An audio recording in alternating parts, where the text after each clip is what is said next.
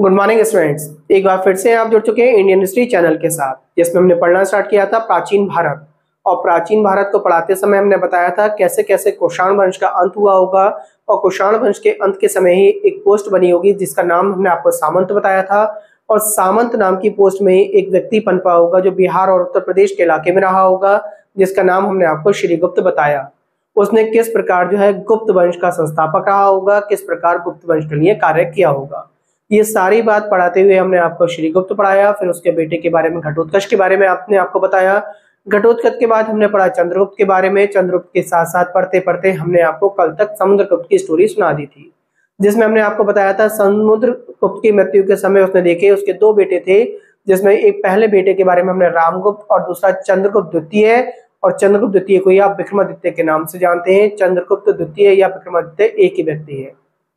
उसकी सभी स्टोरी सुनाई हमने आपको कि कैसे कैसे जो है समुद्रगुप्त की मृत्यु के बाद जो है उसका बड़ा बेटा रामगुप्त राजा बना होगा, और किस प्रकार उसी के भाई ने उससे खिलाफ होने के बाद उसकी हत्या कर दी होगी।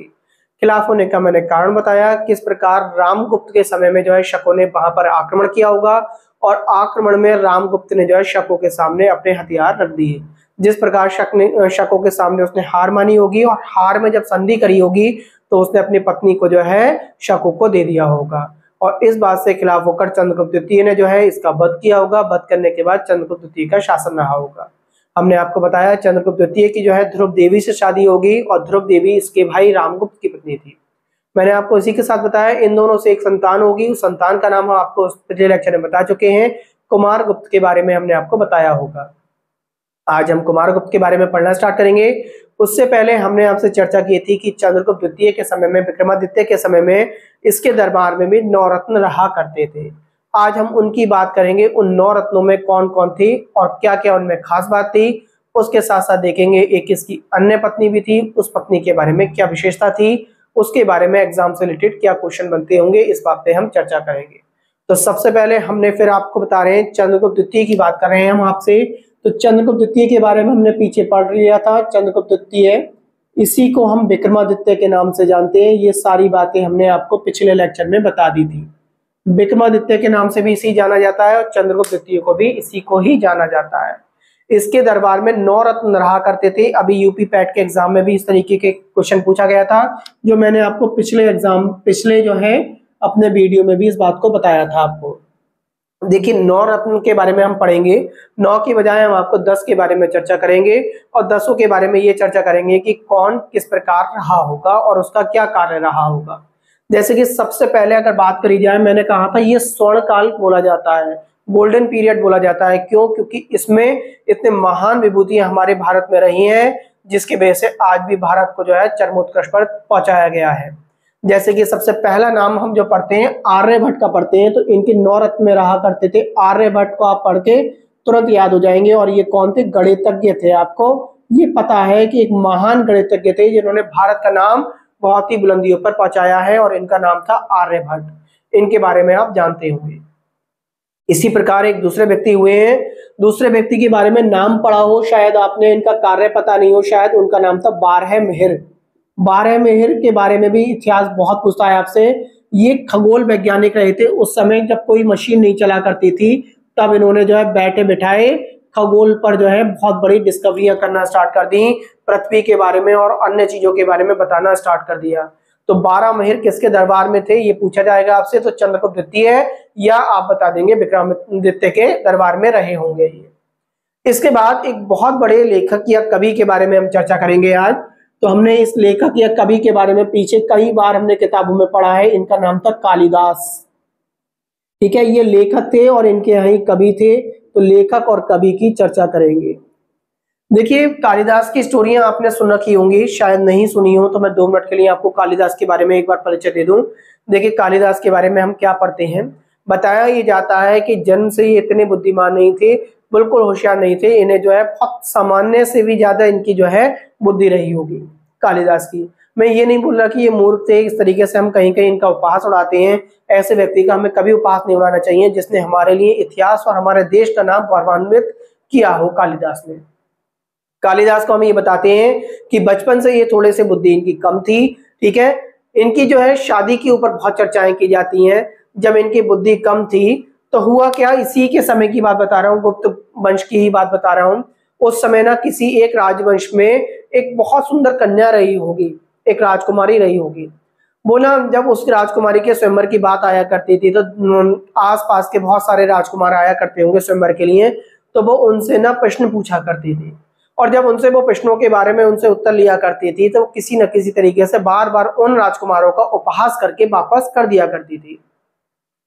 ऐसे ही बहुत समय बीतता चला गया, बार बार कोई ना कोई अन्य राजकुमार पहुंचे, पहुंचने के बाद वो उसके प्रश्नों के उत्तर जब सुने तो प्रश्नों के उत्तर पूछने के बाद या सुनने के बाद जो उन्हें वो पास करके भेज दिया करती थी, शादी नहीं करती थी किसी से भी। इस तरीके से लोग बहुत किस्से आ गए, उसने सोचा कि इस राजकुमारी का ना किसी दिन तो हमें इसका ये घमंड को हमें चूर करना होगा।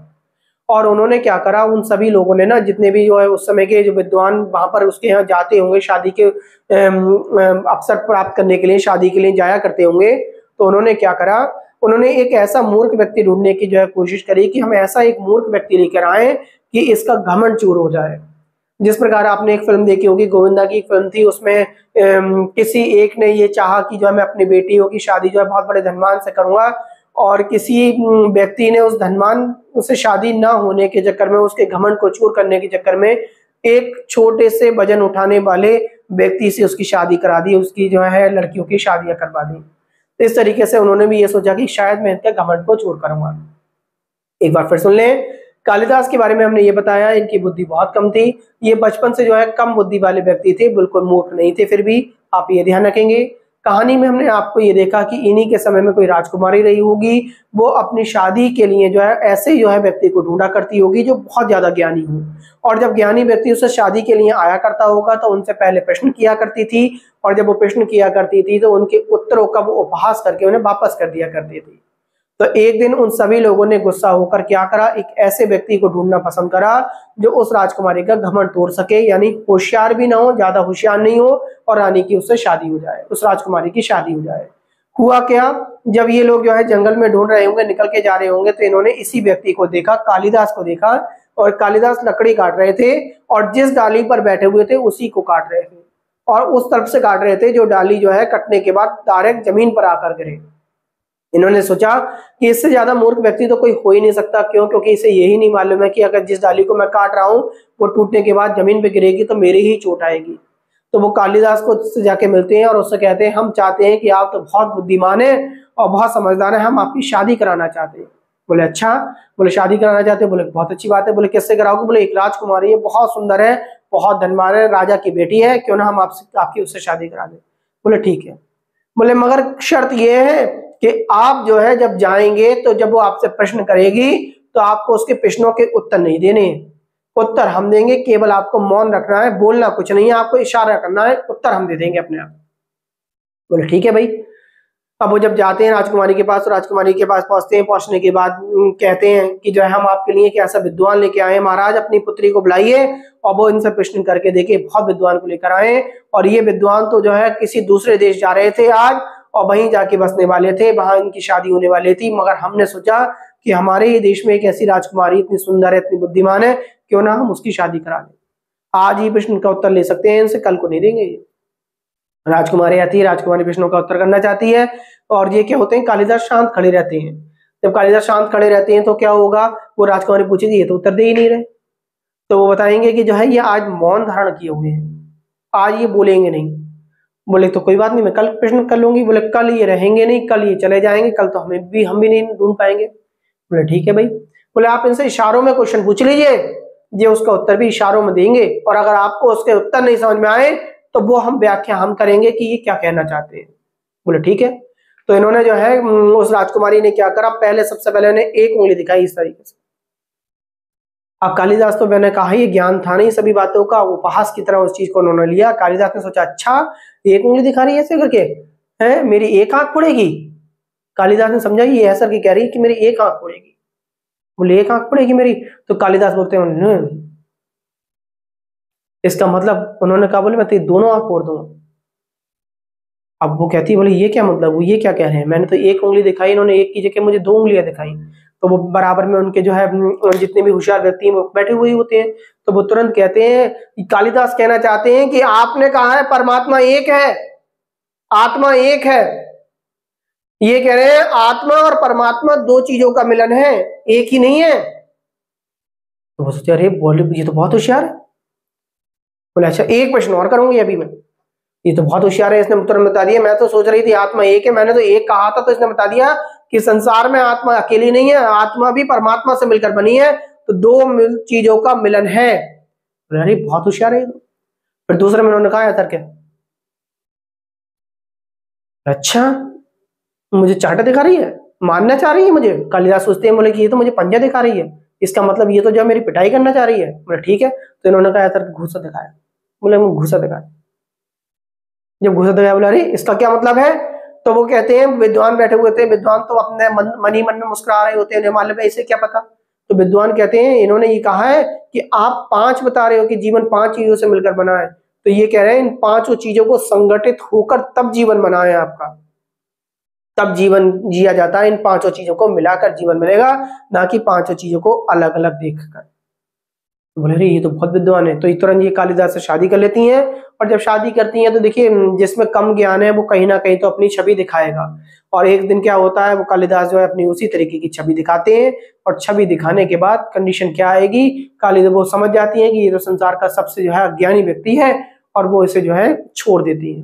जब इन्हें वो छोड़ देती हैं तो कालिदास को बहुत ज्यादा जो है अंदर से पीड़ा होती है कि आज मेरी इस जीवा की वजह से, और जब मैं जीवा को शांत रखा था, मैंने तो इससे शादी हो गई, और मैंने जैसी जीवा खोली तो उसकी वजह से मेरा जो है त्याग हो गया। तब कालिदास बताते हैं किसी काली के मंदिर में जाते हैं और अपनी जीवा काटने वाले होते हैं। तो किताबें ये बताती हैं कि तभी जो है इन्हें किसी देवी के दर्शन हो जाते हैं, जैसे देवी सरस्वती के दर्शन हो जाते हैं, और वो इन्हें वरदान देती हैं कि इसकी बाद अब जो भी तुम बोलोगे वो कभी असत्य नहीं होगा और हमेशा असत्य होगा, सभी चीजें सही निकलेंगी अब आपकी जीवा से जो भी बोलेंगे। इस प्रकार कालिदास बहुत बड़े महान विद्वान बने, और कालिदास ने जितना भी लिखा, जितना भी बोला, आज तक कभी गलत नहीं हुआ। तो ये भी कहा जाता है इनके जो है इन बोलने में, लिखने में हमेशा क्या है, किसी एक देवी के वरदान की वजह से ये इस तरीके से कामयाब हुए हैं। तो शायद कालिदास के बारे में आप बहुत अच्छी बात समझ गए होंगे, मैंने आपको समझा दिए। तीन आपको यहाँ पे ज्ञानी बता दिए, चौथे ज्ञानी की बात करेंगे, चौथे नवरत्न की बात करेंगे। इनके जो 9 रत्न रहा करते थे उसका नाम था छपड़क। तो आप चौथे में आप याद कर लेंगे कि सर ने बताया था छपड़क के बारे में। और छपड़क जो थे ये भी एक विद्वान थे, और ये ज्योतिष विद्या जाना करते थे। तो ज्योतिष विद्या के लिए आपसे पूछ ले, ज्योतिष विद्या, ज्योतिष विद्या के ज्ञानी थे ये। तो आपसे पूछा जाए अगर जो है इनके दरबार में ज्योतिष विद्या का ज्ञानी कौन था, तो उसका तुरंत बता देंगे कि हमारे सर ने बताया था छपड़क था। हम इस तरीके से डिटेल में पढ़ते हुए आए। खगोल विज्ञान के बारे में पूछ ले तो आप तुरंत बता देंगे कौन थे आपके, खगोल विज्ञान के बारे में बात कर ले 12 मेहर थे आपके। तो 4 आपने पढ़ लिए। 5वें में अगर बात करें तो संस्कृत व्याकरण के थे, उनका नाम था वररुचि। तो आप 5वें में याद कर लेंगे वररुचि, सर ने बताया था 5वां पॉइंट वररुचि। और ये संस्कृत व्याकरण के जो है ज्ञाता रहे होंगे, संस्कृत व्याकरण के। इसके बाद छठे में अगर आप याद रखें तो धन्वंतरी करके याद रखेंगे। धन्वंतरी के बारे में पूछा जाता है आपसे, ये किसके दरबार में थे, तो चंद्रगुप्त मौर्य के, चंद्रगुप्त द्वितीय के दरबार में थे धन्वंतरी। और ये किसके ज्ञान थे, ये आयुर्वेद के ज्ञानी थे। आयुर्वेद का ज्ञान था इन्हें, ठीक है, चिकित्सा के ज्ञानी थे। धन्वंतरी का नाम बहुत, भगवान धन्वंतरी करके बोलते हैं हम, ईश्वर के रूप में इन्हें गिनते हैं। इसके बाद चंद्रगुप्त द्वितीय के समय में ही ना इतना बड़ा उनका कोष रहा होगा, तो उस कोष की देखभाल करने वाला व्यक्ति था, उसका नाम था अमर सिंह। अमर सिंह यानी अमर कोष के थे ये। 7वें में आप याद रखेंगे, अमर सिंह के बारे में याद रखेंगे। अमर सिंह का कार्य क्या था, ये अमर कोष के ज्ञाता थे। अमर कोष का मतलब किस तरीके से राजसी जो मुद्राएं होंगी, जो पैसा होगा, उस चीज को हम किस प्रकार जो है सही वे में रख पाएंगे। तो 7 आपको याद होगा, 7 के 7 का काम मालूम पड़ गया होगा। इसके बाद एक नाम सुनते ही आपको उस तरीके से याद कर लेंगे। इनके दरबार में जो 8वें व्यक्ति के बारे में पढ़ते हैं हम, तो वास्तुकला के बहुत बड़े ज्ञानी हैं, वास्तुकला या शिल्प कला करके बोल सकते हैं। उनका नाम है शंकु। तो शंकु के बारे में अगर पूछ ले तो आप तुरंत बता देंगे वास्तुकला। वास्तुकला के साथ साथ हम बता देंगे शिल्प कला के बहुत बड़े ज्ञानी हैं। तो शिल्प कला या वास्तुकला के अगर ज्ञानी के बारे में बात होगी तो आप तुरंत बता देंगे कौन है, शंकु हैं आपके। 8 के बारे में आपने पढ़ लिया। 9वें की अगर बात करें तो 9वां आपसे पूछा जा सकता है, उनका नाम था बेताल भट्ट। और बेताल भट्ट के बारे में पूछे हम किस चीज के ज्ञानी थे, तो आप बताएंगे मंत्र ज्ञान के ज्ञानी थे, जिनका नाम हम क्या बोलते हैं, बेताल भट्ट करके हमने नाम पढ़ा है, बेताल भट्ट। और किस चीज का ज्ञानी थे ये? मंत्र ज्ञान था, मंत्र उच्चारण का बहुत बड़े नॉलेज रखने वाले व्यक्ति थे, मंत्र ज्ञान के व्यक्ति। 9वें व्यक्ति के बारे में हमने बताया। तो 9 व्यक्ति हम आपको ये बता चुके। 10वें व्यक्ति की हम कम चर्चा करते हैं, फिर भी मैं आपको बता दूं वो भी एक कवि था, और कवि की हम उसकी चर्चा इस वजह से नहीं कर पाते क्योंकि हमने सबसे बड़ा कवि कालिदास मान रखा है इनके दरबार में। तो उसका नाम कभी पूछे तो घट करपट करके याद रखेंगे, घट करपट करके 10वां व्यक्ति भी कवि था। आपसे जो पूछा जाएगा ना, तो मैं आपको लिख दे रहा हूं, केवल घट करपट करके लिख दे रहा हूं, ठीक है। तो ये आपसे ये पूछा जाता है घट करपट किसके दरबार में थे, ये कौन थे, तो इनके बारे में आप कवि करके याद कर लेंगे, ये भी कवि थे घट करपट। ठीक, एक बार फिर से हम समझेंगे इसी बात को। हमने पढ़ा चंद्रगुप्त द्वितीय या विक्रमादित्य के दरबार में भी 9 रत्न रहा करते थे। 9 के 9 रत्न हमने समझे अभी लिखकर। सबसे पहले जैसा कि हमने बताया आर्यभट्ट एक महान गणितज्ञ जिसने भारत के नाम को बड़ा चरमोत्कर्ष किया। नंबर फर्स्ट आर्यभट्ट पढ़े। दूसरे नंबर पर हमने बारहमिहिर के बारे में बात करी। बारहमिहिर उस समय, जिस समय मशीनें नहीं हुआ करती थी, विज्ञान की इतनी हमें ज्ञान नहीं था, फिर भी उन्होंने खगोल विज्ञान के बारे में बता दिया बिना किसी मशीन के साथ। इसके बाद कालिदास देखिए हमने, कालिदास की हमने अभी आपको अपने वीडियो में लेक्चर में पूरी कहानी सुनाई कि किस तरीके से कालिदास जो है एक बहुत बड़े कवि बने होंगे, बहुत बड़े लेखक बने होंगे, किस प्रकार उन्हें जो है कहा जाता है कि किसी देवी ने उन्हें आकर आशीर्वाद दिया होगा, और किस प्रकार उनकी शादी हुई है। मैंने आपको कालिदास की पूरी कहानी सुनाई। तीसरे नंबर पे कालिदास बताया।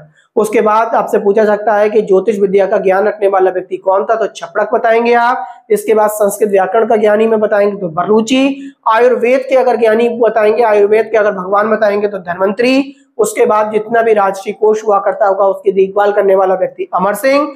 और वास्तुकला और शिल्पकला के जो ज्ञानी रहे होंगे उनका नाम शंकु। और 9वें नंबर पे हमने बेताल भट्ट पढ़ा, जिनका जो ज्ञान हम अगर जोड़े तो मंत्रों के उच्चारण से उनका ज्ञान बोला जाता है। इसके साथ साथ एक और बताया हमने आपको, कभी कभी आपसे इन 9 की बजाय कोई एक हटाने के बाद 10वां ले ले, तो 10वें में एक कवि और इनके यहाँ रहा करते थे जिसका नाम हमने आपको घट करपट बता दिया। ये बात आपको क्लियर हो गई होगी। इसके बाद आगे बढ़ेंगे, बात करेंगे। देखिए एक बात, बहुत बड़ी बात की चर्चा करेंगे। चंद्रगुप्त द्वितीय की एक शादी और बात करते हैं। एक शादी हमने बता दी, कुमारगुप्त की मां बताई आपको जिसका नाम ध्रुव देवी बताया, या राम जो आपको जो इसके बड़े भाई के बारे में बात करी हमने, बड़े भाई के बारे में हमने बता दिया आपको, ठीक, रामगुप्त के बारे में। एक शादी और करी है चंद्रगुप्त द्वितीय ने, एक शादी और हुई है, वो नागवंश की राजकुमारी के साथ शादी हुई है। अब उसकी चर्चा हम क्यों करते हैं?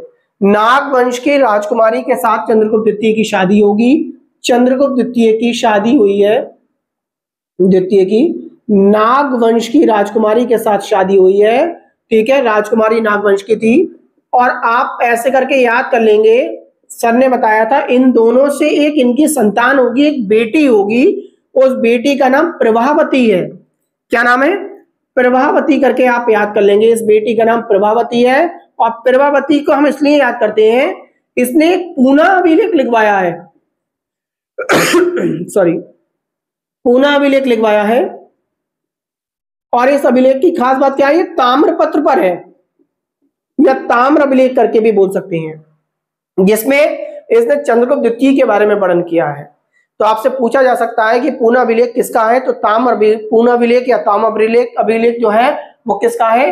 नागवंश की जो राजकुमारी है उसकी बेटी जो प्रभावती पैदा हुई होगी चंद्रगुप्त द्वितीय, और नागवंश की राजकुमारी की जब शादी हुई होगी तो उनकी एक संतान हुई, जो बेटी थी उसका नाम पूरा मतलब प्रभावती था, और प्रभावती ने ये ताम्रपत्र लिखवाया है। आगे बात करेंगे। आगे इसी के दरबार में एक बहुत इंपॉर्टेंट व्यक्ति आया, उसके बारे में हमसे बहुत पूछा जाता है। जैसे कि मैंने आपसे एक बार कहा था, आपको पीछे वैदिक काल में ध्यान होगा, जब मैं वेद पढ़ा रहा था तो मैंने वेदों में आपको कहा था, देखिए वेद व्यास जो हम नाम ले देते हैं बार बार वेद व्यास बोलते हैं, वेद व्यास नाम का कोई व्यक्ति नहीं है। वेदों को संकलित करने वाला, जो अच्छे ज्ञान के पत्र मिले होंगे, जो चीजें लिखी होंगी, उन्हें संकलित करने वाला जो व्यक्ति रहा होगा उसे वेद व्यास बोला, जिसका नाम महर्षि कृष्णद्वैपायन था।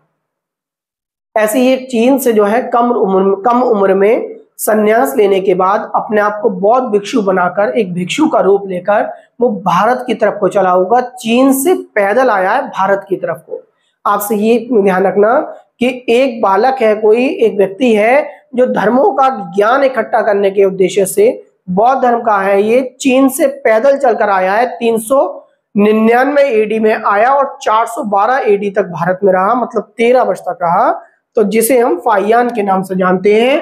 फाहियान कौन है? फाहियान का मतलब है धर्म ग्रंथों को इकट्ठा करने वाला व्यक्ति, यानी धर्मों का ज्ञान इकट्ठा करने वाला व्यक्ति फाहियान कहलाया। फाहियान एक पोस्ट का नाम है, व्यक्ति का नाम पड़ गया, जैसे हमने वेद व्यास पढ़ दिया।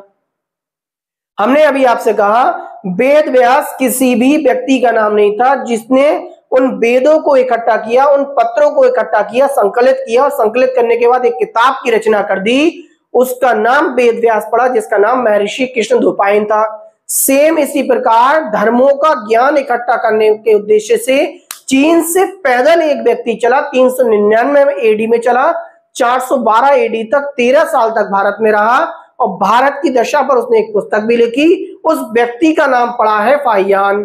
फाहियान किसी व्यक्ति विशेष का नाम नहीं था। अब हम उसे जब देखते हैं तो केवल फाहियान इस तरीके से पढ़ लेते हैं। फाहियान कौन था?